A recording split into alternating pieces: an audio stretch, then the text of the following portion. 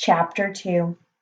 Hearing those eerie words jolted Seraphina into action. She had just seen what those words led to. Not this time, rat. With a burst of new energy, she turned and ran. She tore through the labyrinth of crisscrossing tunnels, running and running, certain that she was leaving him far away in the distance. But when she glanced over her shoulder, the hooded man was flying through the air right behind her, levitating by the power of the billowing black cloak, his bloody hands reaching toward her. Seraphina tried to run faster, but just as she came to the bottom of the stairs that led up to the main level of the basement, the man in the black cloak grabbed her. One hand clamped her shoulder, and the other locked onto her neck. She turned and hissed like a snarled animal. She whirled and clawed in a wild circle and broke herself free. She bounded up the stairs three at a time, but he followed right behind her. He reached out and yanked her head back by her hair. She screamed out in pain. "Time to give up now, little child," he said calmly, even as the tightening of his fist slowly tore strands of her hair from her head. "I ain't never," she snarled, and bit his arm. She fought as hard as she could, scratching and clawing with her fingernails, but it didn't matter. The man in the black cloak was far too strong. He pulled her into his chest and tangled her in his arms. The fold of his black cloak rose up around her, pulsing with gray smoke. The awful rotting odor made her gag. All she could hear was that loathsome rattling noise as the cloak slithered and twisted its way around her body. She felt like she was being crushed in the coil of a boa constrictor. "I'm not going to hurt you, child," came the hideous, rasping voice again, as if the man wasn't of his own mind but possessed by a demented, ravenous demon. The folds of the black cloak cast a wretched pall over her, drenching her in a dripping, suffocating sickness. She felt her soul slipping away from her, not just slipping, but being yanked, being extracted. Death was so near that she could see its blackness with her own eyes, and she could hear the screams of the children who had gone on before her. "No, no, no!" she cried in defiance. She didn't want to go. Hissing wildly, she reached up and clutched his face, clawing at his eyes. She kicked his chest with her feet. She bit him repeatedly, snapping like a snarling, rabid beast. And she tasted his blood in her mouth. The girl in the yellow dress had fought, but nothing like this. Finally, Seraphina twisted out of his grip and spun to the ground. She landed on her feet and leapt away. She wanted to get back to her paw, but she couldn't make it that far. She fled down the corridor and dashed into the main kitchen. There were a dozen places to hide. Should she slip behind the black cast iron ovens, or crawl up among the copper pots hanging from the ceiling rack? No, she knew she had a better place to hide. She was back in her territory now, and she knew it well. She knew the darkness and she knew the light. She knew the left and the right. She had killed rats in every corner of this place, and there was no way she was going to let herself become one of those rats. She was the CRC. No trap or weapon or evil man was going to catch her. Like a wild creature, she ran and jumped and crawled. When she reached the linen storage room with all its wooden shelves and stacks of folded white sheets and blankets, she scampered into a crumbling break in the wall, in the back corner beneath the lowest shelf. Even if the man did notice the hole, it would seem impossibly small for anyone to fit through, but she knew it provided a shortcut to the back of the laundry room. She came out into the room where they hung and dried the fancy folks' bed sheets. The moon had risen outside, and its light shone through the basement windows. Hundreds of flowing white sheets hung from the ceiling like ghosts, and the silver moonlight casting them into an eerie glow. She slipped slowly between the hanging sheets, wondering if they would provide her the concealment she needed. But she thought better of it and kept going. For good or ill, she had an idea. She knew that Mr. Vanderbilt prided himself on installing the most advanced equipment at Biltmore. Her pa had constructed special drying racks that rolled on metal ceiling tracks that tucked into narrow chambers where the sheets and clothes were dried with the radiant heat of well-sealed steam pipes. Determined to find the best possible hiding place, she made herself small and pressed herself through the narrow slot of one of the machines. When Seraphina was born, there had been a number of things physically different about her. She had 4 toes on each foot rather than 5, and although it was not noticeable just by looking at her, her collarbones were malformed, such as they didn't connect properly with her other bones. This allowed her to fit into some pretty tight spots. The opening in the machine was no more than a few inches wide, but as long as she could fit her head into something, she could push her whole body through it. She wedged herself inside and into a dark little spot where she hoped that the man in the black cloak wouldn't find her. She tried to be quiet, she tried to be still, but she panted like a little animal. She was exhausted, breathless, and frightened beyond her wits. She had seen the girl in the yellow dress consumed by the shadow-filled folds and knew that the man in the black cloak was coming for her next. Her only hope was that he couldn't hear her defending her only hope was that he couldn't hear the deafening pound of her heartbeat. She heard him walking slowly down the hallway outside the kitchen. He'd lost her in the darkness, but he moved methodically from room to room looking for her. She heard him in the main kitchen opening the doors of the cast iron ovens. If I would have hidden there, she thought, I'd be dead right now. And then she heard him clanging through the copper pots looking for her in the ceiling rack. Wow, if I would have hidden there, she thought, I'd be dead again. There's nothing to be afraid of, he said, trying to coax her out. She listened and waited, trembling like a little field mouse. And finally, the man in the black cloak made his way into the laundry room.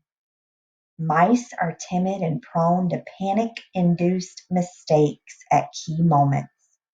She heard the man moving from place to place, rummaging beneath the sinks, opening and closing the cabinets.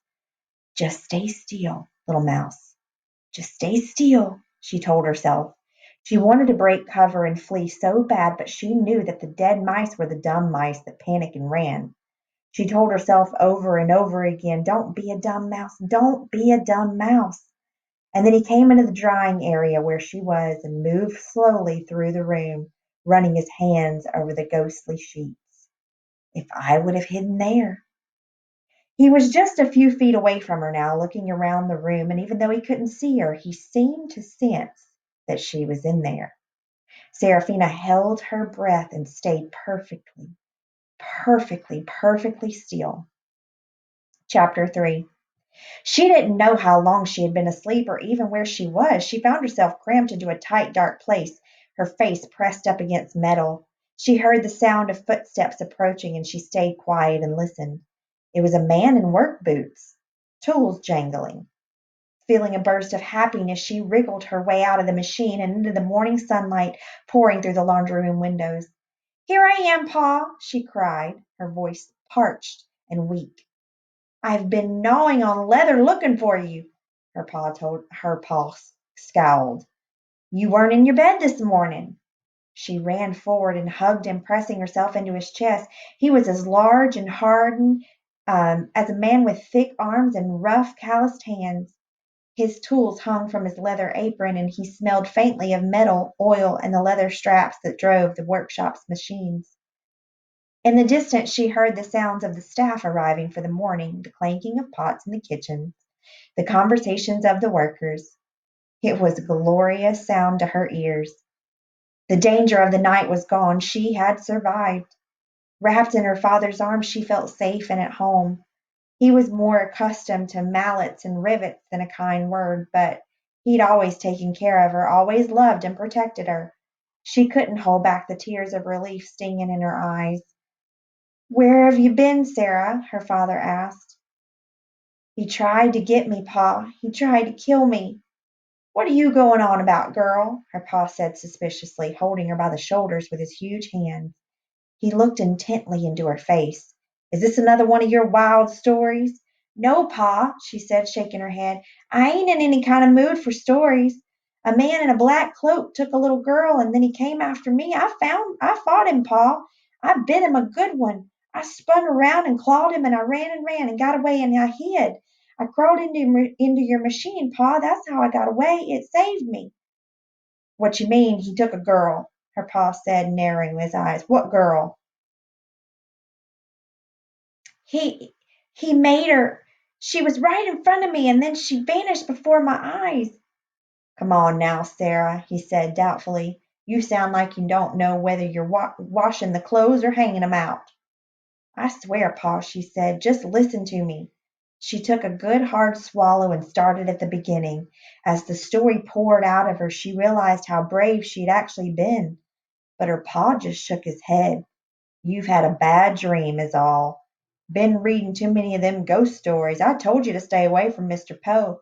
Now look at you. You're all scuffled up like a cornered possum. Her heart sank. She was telling him the God's honest truth, and he didn't believe a word of it. She tried to keep from crying, but it was hard. She was going on 13, and he was still treating her like a child. I wasn't dreaming, Pa, she said, wiping a sniffle from her nose. Just calm yourself down, he grumbled.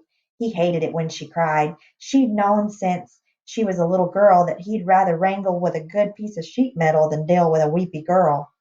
I gotta go to work, he said gruffly as he separated himself from her. The dynamo busted something bad last night. Now get on back to the workshop and get some proper sleep, you hear? Hot frustration flashed through her, and she clenched her fists in anger. But she could hear the seriousness in his voice and knew that there was no point in arguing with him. The Edison dynamo was an iron machine with copper coils and spinning wheels that generated a new thing called electricity. She knew from the books that she had been reading that most homes in America didn't have running water, indoor toilets, refrigeration, or even heating, but Biltmore had it all. It was one of the few homes in America that had electric lighting in some of the rooms. But if her pa couldn't get the dynamo working by nightfall, the Vanderbilts and their guests would be plunged into darkness. She knew he had a lot of things on his mind, and she wasn't one of 'em. A wave of resentment swept through her. She tried to save a girl from an evil black cloaked demon thing and almost got herself killed in the process, but her pa didn't even care. All he cared about was that stupid machine. He never believed her about anything. To him, she was just a little girl, nothing important, nothing worth listening to, nothing anyone could count on for anything. As she walked glumly back to the workshop, she fully intended to follow her pa's instructions. But when she passed the stairway that led up to Biltmore Estate's main floor, she stopped and looked up the stairs. She knew she shouldn't do it. She shouldn't even think about doing it. But she couldn't help it. Her pa had been telling her for years that she shouldn't go upstairs, and lately she had been trying to follow his rules at least some of the time, but today she was furious, and he hadn't believed her. It served him right that I didn't listen to him. She thought about the little girl in the yellow dress, and she tried to make sense of what she had seen, the horrible black cloak, and the wide-eyed fear in the girl's face as she disappeared. Where had the girl gone? Was she dead or somehow still alive? Was there still a chance she could be saved? Snippets of conversation drifted down the stairs. There was some sort of commotion. Had they found a body? Were they all crying in despair? Were they searching for a murderer? She didn't know if she was brave or stupid, but she had to tell somebody what she had seen. She had to figure out what had happened, but most of all, she had to help the little girl in the yellow dress. So she began to climb the stairs. Staying as small and quiet as she could, she crept up the steps one by one.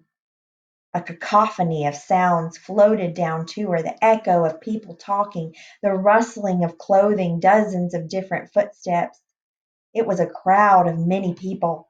Something was definitely happening up there. We've got to keep it to ourselves, you and I.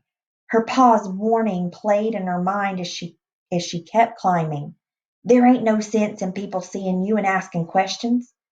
She slinked to the top of the stairway and then ducked into an alcove on the main floor that looked onto a huge room full of fancy dressed people who seemed to be gathering for some type of grand social event. Massive, ornately crafted wrought iron and glass doors led into the entrance hall with its polished marble floor and vaulted ceiling of hand carved oak beams. Soaring limestone arches led from this central room to the various wings of the mansion. The ceiling was so high that she had the urge to climb up there and peer down. She had been here before, but she had always loved the room and couldn't help but marvel at it again, especially in the daylight. She'd never seen so many glistening, beautiful things, so many soft surfaces to sit on, and so many interesting places to hide. Spotting an upholstered chair, she felt an overwhelmingly desire to run her fingernails across the plush fabric. All of the room's colors were so bright and the surfaces were so clean and shiny. She didn't see any mud or grease or dirt anywhere. There were brightly colored vases filled with flowers. To think, flowers actually inside the house. Sunlight flooded in from the sparkling leaded glass windows from the spire of the spiraling four-story high grand staircase and the glass domed winter garden with its spraying fountain and tropical plants. She squinted her eyes against the brightness. The entrance hall teemed with dozens of beautifully attired ladies and gentlemen, along with manservants in black and white uniforms helping them to prepare for a morning of horseback riding. Seraphina stared at a lady who was wearing a riding dress made of white piped green velvet and cranberry red damask. Another woman wore a lovely mauve habit with dark purple accents and a matching hat. There were even a few children there clothed as fine as their parents. Her eyes darted around the room as she tried to take it all in. Seraphina looked at the face of the lady in the green dress, and then she looked at the face of the lady in the mauve hat.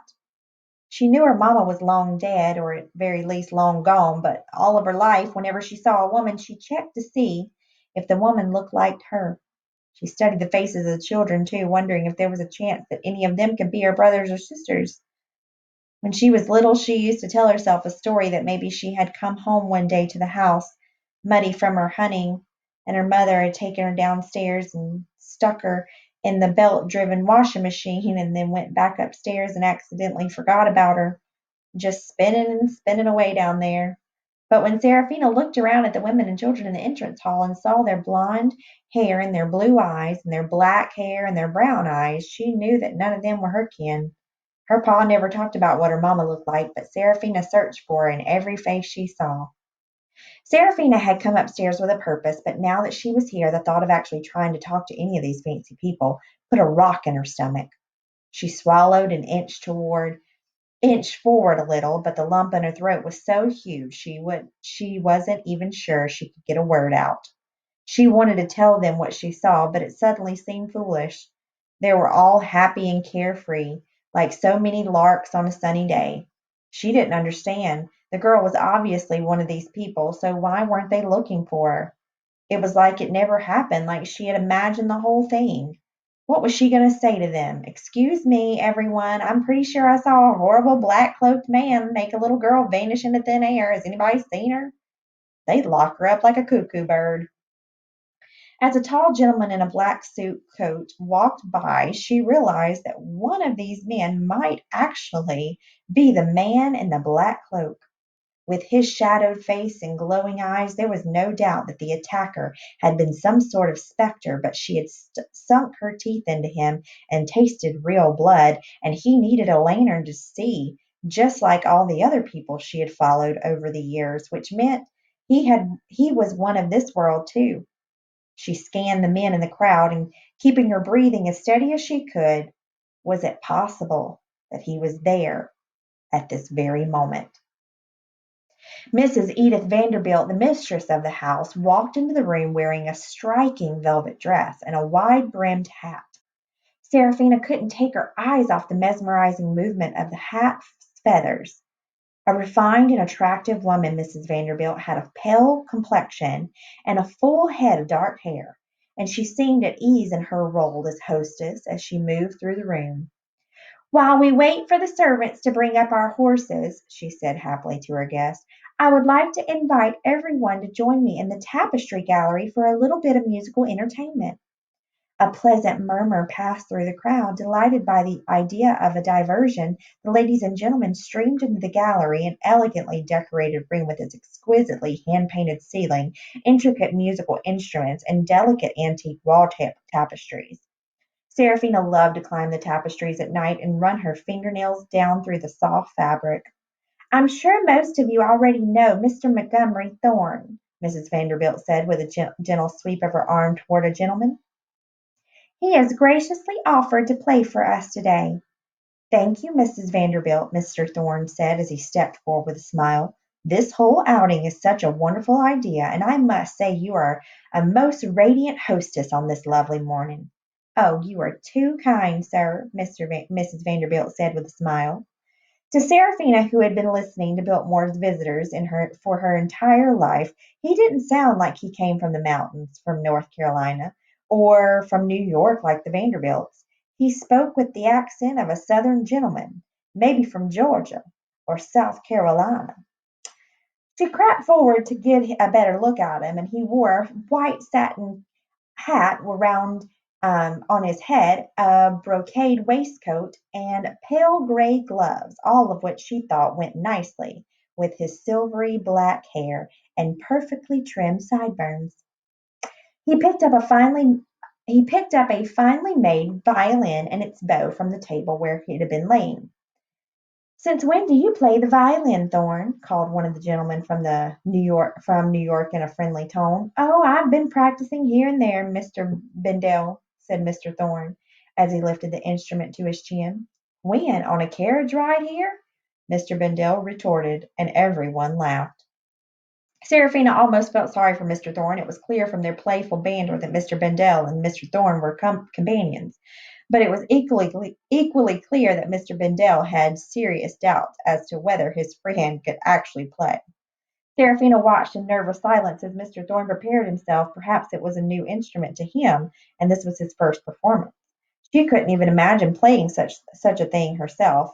At long last he set the bow gently across the strings, paused for a moment to collect himself, and then began to play.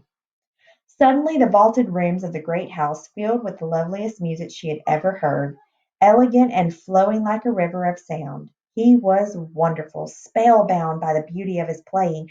The ladies and gentlemen and even the servants stood quietly and listened to the rapt attention, and they let their hearts soak in every measure of the music he made. Seraphina enjoyed the sound of his playing, but she also wanted his dexterous fingers. They moved so fast over the strings that they reminded her of a little running mouse, and she wanted to pounce on them. When Mr. Thorne was done, everyone applauded and congratulated him, especially Mr. Bendel, who had laughed in disbelief. "You never cease to amaze me, Thorne. You shoot like a marksman, you speak fluent Russian, and now you play the violin like Vivaldi. Tell us, man, is there anything you're not good at?" "Well, I'm certainly not as of a skilled horseback rider as you are, Mr. Bendel," Mr. Thorne said with his as he set his violin aside, "and I must say it has always been most vexing to me." "Well, stop the presses," Mr. Bendel called. "The man has a clink in his armor after all." Then he looked at Mrs. Vanderbilt with a smile. "So when exactly are we going horseback riding?" The other guests laughed at the two gentlemen as they quipped back and forth, and Seraphina began to smile. She enjoyed watching the camaraderie of these people. She envied the way that they spoke to one another and touched each other and shared their lives. It was so different from her own world of shadow and solitude. She watched the young woman tilt her head and smile as she reached out and put her hand on the arm of a young gentleman. Seraphina tried imitating the gesture herself. "Are you lost?" someone said behind her. Startled, Seraphina whirled around and started to hiss, but then she stopped herself short. A young boy stood in front of her. A large black Doberman with sharply pointed ears sat at his side, staring intently at her. The boy wore a fine tweed riding jacket, a buttoned vest, woolen jumpers, and knee-high leather boots. He was a little sickly looking, a little frail even, but he had watchful, sensitive brown eyes and a rather fetching tussle of wavy brown hair. He stood quietly staring at her. It took every ounce of courage that she had not to run. She didn't know what to do. Did he think she was a vagrant who had wandered in? Or perhaps she looked like a day's servant, maybe a chimney sweep or a window washing girl. Either way, she knew she wasn't supposed to be there. She was stuck. He caught her dead to rights, exactly where she wasn't supposed to be. Are you lost? The boy asked again, but this time she heard what sounded strangely like kindness in his voice. Maybe I can help you find your way. He wasn't timid or shy, he was he wasn't overconfident or arrogant either. And it surprised her that he didn't seem angry at her for being up there. There was a trace of curiosity in his tone. I, I, I'm not lost, she stammered. I was just. Well, it's all right, he said as he stepped toward her. I get lost sometimes too, and I've lived here for several years. Seraphina sucked in a breath, and suddenly she realized that she was speaking face to face with the young master, Mr. Vanderbilt's nephew. She had seen him many times before, standing at his bedroom window, looking out at the mountains, or galloping on his horse across the grounds, or walking along on the footpaths with his dog. She had watched him for years, but she had never been this close to him. Most of what she knew about him she overheard from the gossiping servants, and when it came to the young master, they sure did prattle on. When he was 10 years old, his family died in a fire, and he became an orphan. His uncle took him in, and he became like a son to the Vanderbilts.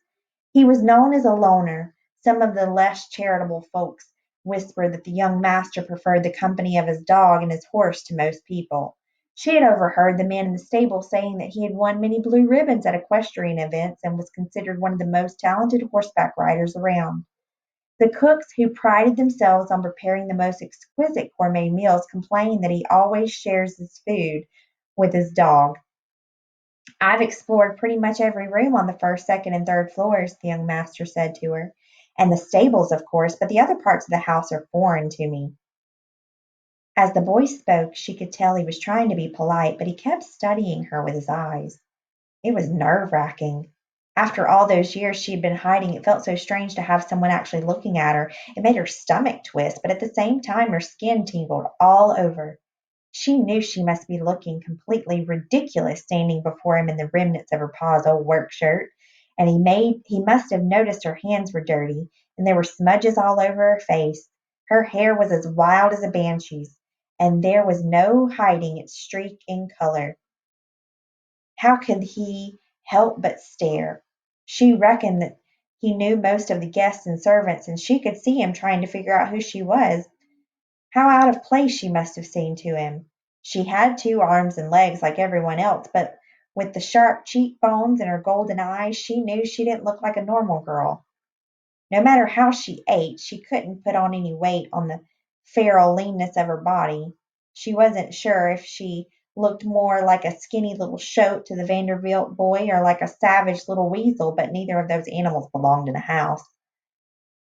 There was a part of her, maybe the small part, that wanted to turn tail and run, but she thought that maybe the young master might be the perfect person to tell about the girl in the yellow dress.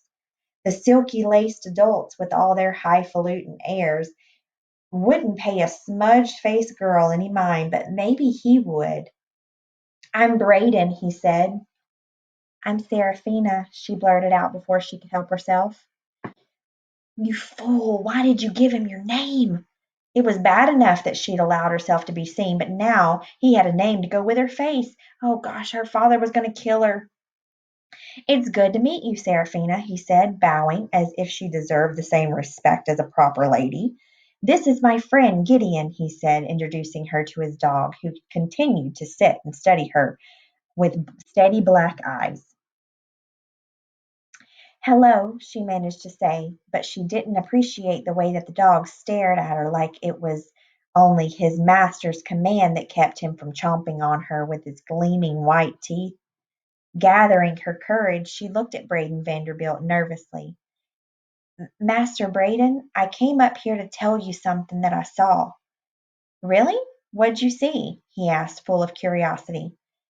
"There was a girl and a pretty blonde There was a girl, a pretty blonde girl in a yellow dress down in the basement last night, and I saw a man in a as the group of ladies and gentlemen began to flow out of the tapestry gallery and move toward the main floors, the handsome Mr. Thorne broke away and approached Braden, interrupting her. Are you coming, young Master Vanderbilt? He asked encouragingly in his southern accent. Our horses are ready, and I'm anxious to see your latest riding skills. Perhaps we can ride together. Braden's face lit up with a smile. Yes, sir, Mr. Thorne, he called. I'd like that very much. As soon as Mr. Thorne rejoined the others, the young master's eyes immediately returned to Seraphina. Excuse me, you were telling me something that you saw? At that moment Mr. Bozeman, the estate superintendent, and her pa's boss came stomping up the stairs. He had always been a scowling faced fella, and today was no exception. You there? Who are you? He demanded, clutching Seraphina's arm so hard that she winced. What's your name, girl? Just when she thought it couldn't get any worse, a sudden commotion rose up in the main hall. A disheveled, overweight, middle-aged woman, still wearing her night clothes, came rushing down the grand staircase from the third floor. She crashed into the crowd in a flurry of hysterical panic. It's Mrs. Brahms! Mr. Bozeman said, turning toward the disturbance. Has anyone seen my Clara? Mrs. Brahms cried frantically, reaching out and grabbing the people around her. Please help me. She's gone missing. I can't find her anywhere. Mrs. Vanderbilt moved forward and took the woman's hands in an attempt to calm her. It's a very large house, Mrs. Brahms. I'm sure Clara is just off exploring. Worried discussion spread through the crowd, and all the ladies and gentlemen of the riding party began talking to one another in confusion, wondering what was happening. Miss Clara Brahms, Seraphina thought. That's the little girl in the yellow dress. The whole time Mr. Bozeman kept his hands clamped on her arm. She wanted to leap forward and tell everyone what she had seen, but then what would happen? Where did you come from? They would demand. What were you doing in the basement in the middle of the night? There'd be all sorts of questions that she just couldn't answer. All of a sudden, Mr. George Vanderbilt, the master of the house, walked into the center of the crowd and raised his hands. Everyone, may I have your attention, please? He said. All of the guests and servants immediately stopped talking and listened. I'm sure you all agree that we need to delay our ride and search for Miss Brahms. Once we find her, we'll resume the activities of the day. George Vanderbilt was a slender, dark-haired, intelligent-looking gentleman in his 30s, with a thick black mustache and keen, dark, penetrating eyes. He was well known for his love of reading, but he was a fit and healthy-looking man, too, who seemed far younger than his years. And Seraphina wasn't the only one who thought so. She had heard the servants in the kitchen joke that their master must have secretly discovered the fountain of youth. Mr. Vanderbilt was a meticulous dresser, and as she admired his commanding presence, she couldn't help but notice his clothes too. In particular, his shoes. Like the other gentlemen present, he wore a gentleman's riding jacket, but instead of riding boots, he wore expensive black patent leather shoes. As he strode across the hard surface of the metal floor, his shoes made a familiar clicking sound, the sound that she had heard in the corridors of the basement the night before. She looked at the other men's shoes. Braden, Mr. Thorne, and Mr. Bendel wore riding boots in preparation for their outing, but Mr. Vanderbilt was wearing his dress shoes. He approached the lost girl's mother and consoled her. We're going to search this place from top to bottom, Mrs. Brahms, and we'll keep looking for her until we find her. He turned to the ladies and gentlemen, waved over the footmen and maidservants as well. We'll break up into 5 separate search parties, he explained. We'll search the entire house, all 4 floors, and also the basement. If anyone finds anything suspicious, report it immediately. Mr. Vanderbilt's words struck fear into Seraphina's heart. They were going to search the basement? The basement? That meant the workshop.